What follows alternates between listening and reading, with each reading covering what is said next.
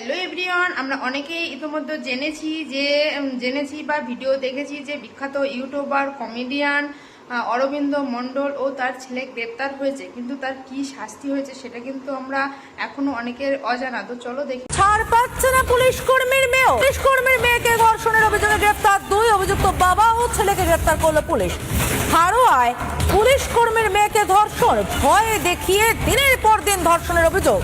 হারোয়া থানায় অভিযোগ দায়ের পর পরিবারের অভিযোগের ভিত্তিতে অভিযুক্তদের গ্রেফতার করে পুলিশ। ধৃতদের 5 দিনের পুলিশি হেফাজতের নির্দেশ। আরো একবার জানিয়ে রাখতে চাইব, পুলিশ কর্মীর মেয়ে তাকে ধর্ষণের অভিযোগে গ্রেফতার 2 অভিযুক্ত বাবা ও ছেলেকে গ্রেফতার করলো পুলিশ। নবম শ্রেণীর ছাত্রী অভিযোগ, সেই আসামিরা ওকে প্রস্তাব দেয় যে নাচের জন্য, এবং ও শিক্ষকতা করে নাচের।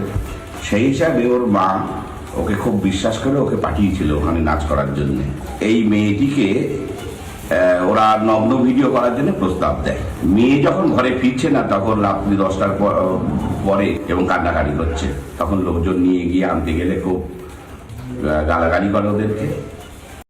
তো আপাতত তদন্ত এগোনোর জন্য 5 দিনের জেল কাস্টাডিতে রাখা হয়েছে অরবিন্দ মণ্ডলকে, যেহেতু সে প্রাপ্তবয়স্ক, তার বয়স 40-এর কাছাকাছি বা 40, আর তার ছেলে সায়ন মণ্ডল এখনো নাবালক। তার ছেলে সায়ন মণ্ডলে যেহেতু এখন নাবালক বা 18 বছর হয়নি, তাই তাকে হোমে রাখা হয়েছে।